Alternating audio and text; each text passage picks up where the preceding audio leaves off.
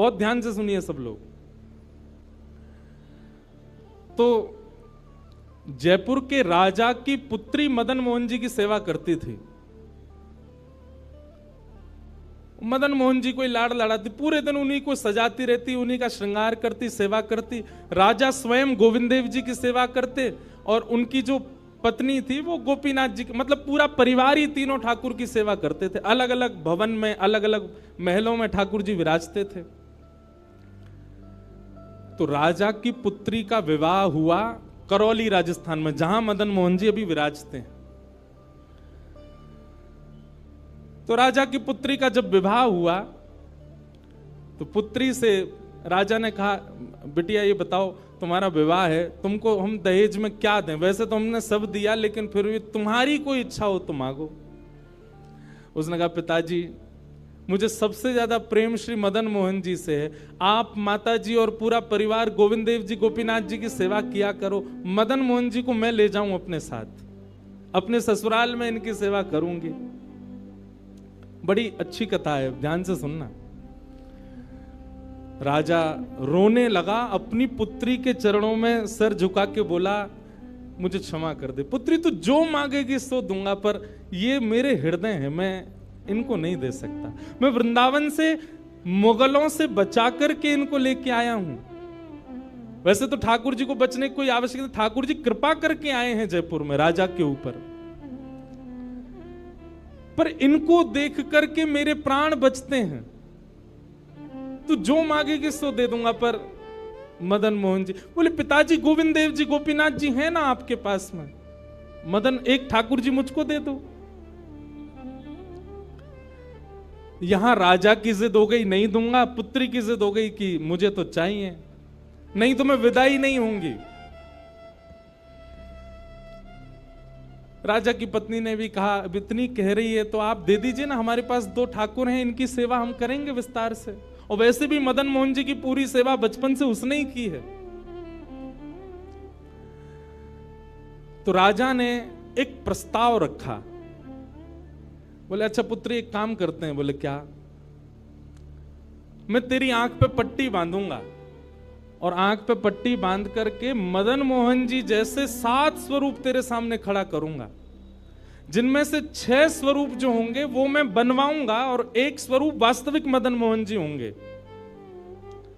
आंख पे पट्टी बांध करके तुझे स्पर्श करके अगर तूने असली मदन मोहन जी को पहचान लिया तो मैं ये मान जाऊंगा कि तू नहीं, ठाकुर जी तेरे संग जाना चाहते हैं। ठाकुर जी की इच्छा पता चल जाएगी। तो राजकुमारी बोली, ठीक है, आप ये प्रयोजन कीजिए। राजा ने महाराज कारीगरों को बुलवाया और मदन मोहन जी के डिट्टो कॉपी 6 स्वरूप बनवाए और 6 स्वरूप बनवा करके मदन मोहन जी सहित 7 स्वरूपों को खड़ा किया। पुत्री के आंख पर पट्टी बांध दी, एक जैसा इत्र, एक जैसी पोशाक, एक जैसा मुकुट, एक जैसा श्रृंगार, सब कुछ बिल्कुल एक जैसा। और कहा, पुत्री अब तू इनमें से जो 7 में से पहचान लेगी, अगर असली तेने पहचान लिए तो मैं तेरे संग भेज दूंगा। उसने हाँ तो बोल दिया, लेकिन वो कांपने लगी, घबराने लगी। जैसे ही उसने नेत्रबंद किए तो कथा ऐसी है कि वो रात्रि में जब सोई, अगले दिन परीक्षण होना था, तो रात्रि में जब सोई तो बहुत रोई और ठाकुर जी से कहने लगी, नाथ मैं आपसे बहुत प्रेम करती हूं, मैं आपके बगैर नहीं रह सकती, पर मेरे पिताजी की बहुत जिद है। अब कहीं मैं आपको नहीं पहचान पाई, मेरे तो प्राण ही निकल जाएंगे, विदा होना तो बहुत दूर की बात है।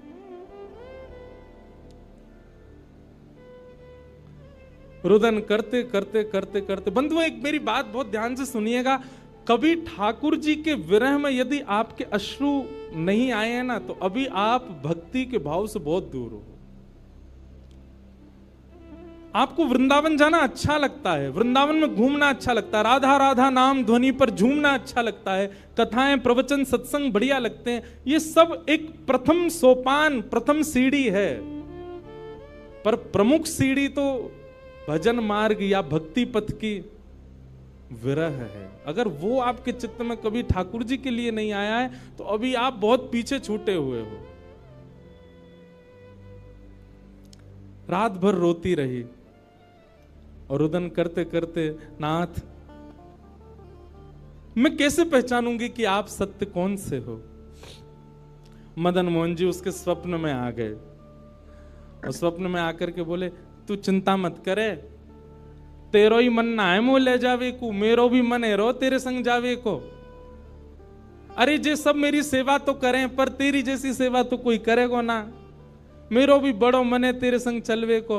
तो उसने कहा, तो नाथ कुछ कृपा तो करो।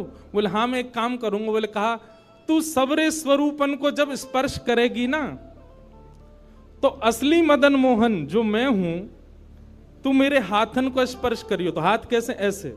ठाकुर जी त्रिभंग लली ठाकुर जी हैं, तो ठाकुर जी बोले तू मेरे हाथन को स्पर्श करियो, तो जितने मेरे अन्य स्वरूप हैं 6 वो तो ऐसे ही रहेंगे, लेकिन जैसे ही तू वास्तविक मेरे सामने आवेगी, सो मैं अपनी इकन्नी उंगली उठा दूंगा, अपनी कोने वाली उंगली उठा दूंगा।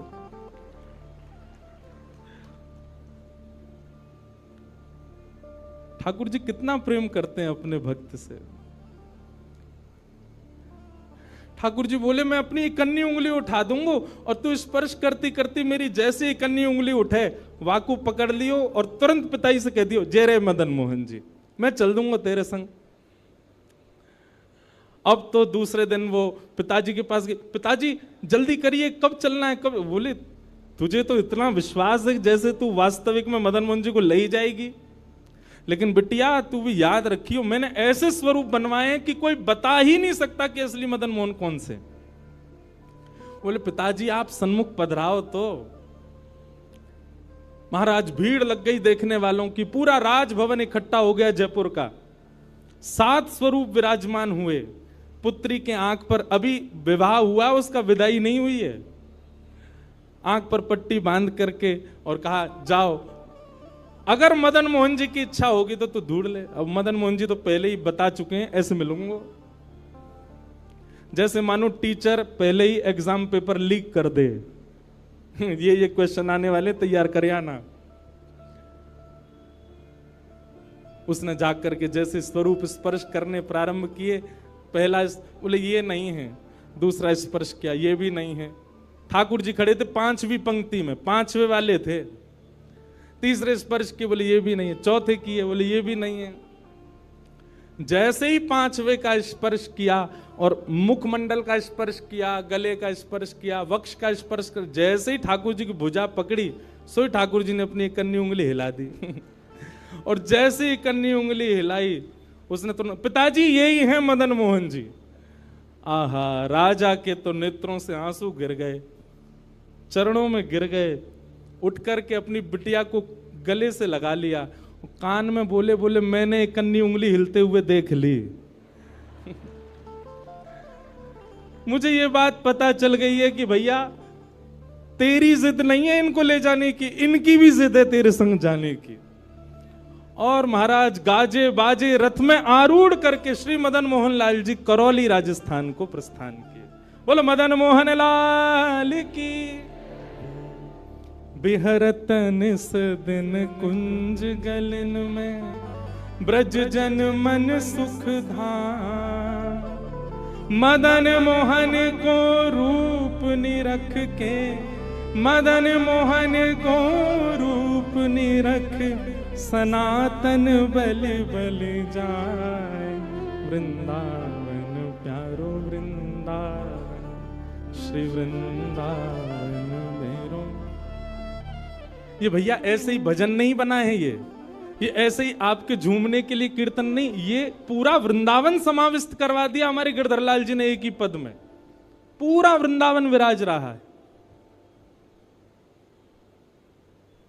ठाकुर जी जड़ नहीं है। दूसरा स्वरूप क्या है ठाकुर जी का? चैतन्य। कौन है ठाकुर जी? चैतन्य।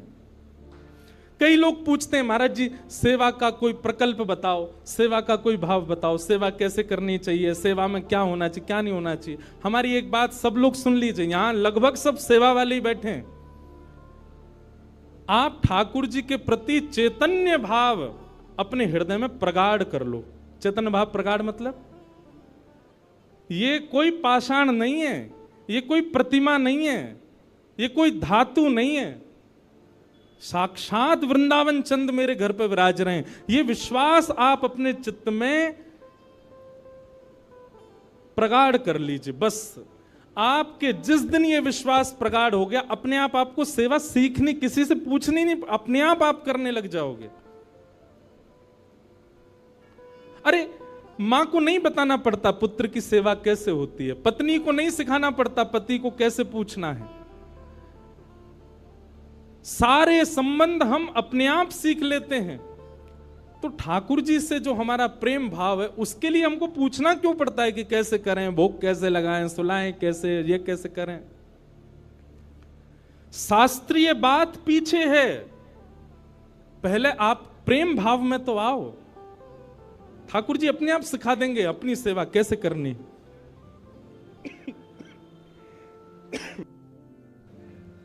प्रेम भाव, उनके प्रति पाषाण की बुद्धि मत रखो, चैतन्य भाव रखो।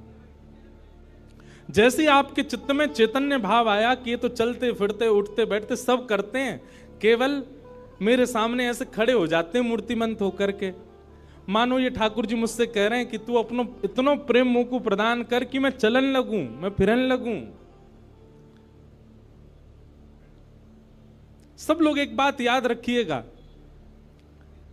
जिसके भी घर में ठाकुर जी की सेवा है, ठाकुर जी हमको चैलेंज करते हैं, अगर तो में सामर्थ्य हो तो अपनी भक्ति से, अपने भाव से, अपने समस्त प्रयासों से तू मुझे चलवा के दिखा दे, तू मुझे बुलवा के दिखा दे।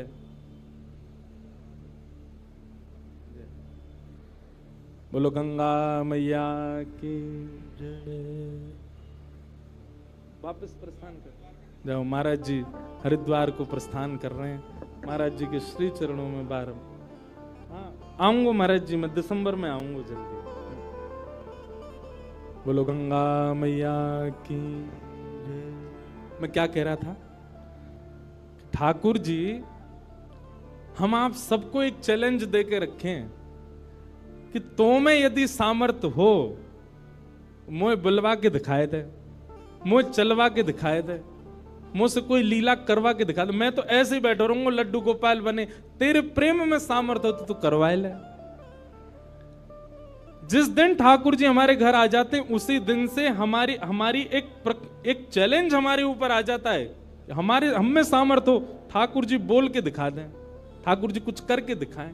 लेकिन हमको भी संतुष्टि है, ऐसे हैं तो ऐसे ही बैठे रहें, हमको लगता है ऐसे ही रहें, इससे ज्यादा कुछ करें नहीं। इसलिए ठाकुर जी को भी लगता है जब इसके चित्त में ही भाव नहीं है तो मैं और लीला क्यों ही करूं। चैतन्य भाव चित्त में लाओ। जैसे एक बालक जन्म लेता है तो माँ और पिता प्रतीक्षा करते हैं, अब ये कब बोलेगा, माँ कब बोलेगा, पापा कब बोलेगा, ये चलना कब सीखेगा, ये स्कूल कैसे जाएगा, ये बड़ा होकर के जॉब करेगा, बिजनेस आदि आदि सब भाव। ऐसे एक सेवक साधक के चित्त में भी अपने ठाकुर जी के प्रति भावना होनी चाहिए, ये बोलेंगे कब।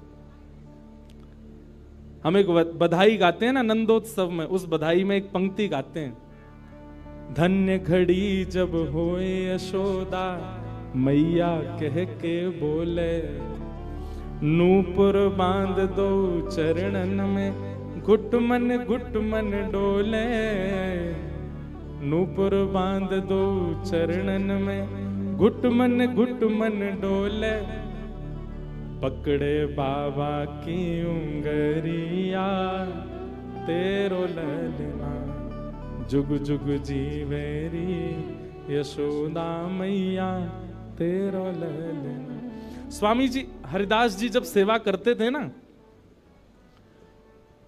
तो ठाकुर जी बिहारी जी ऐसे ही नहीं रहते थे जैसे हमको दिख रहे हैं।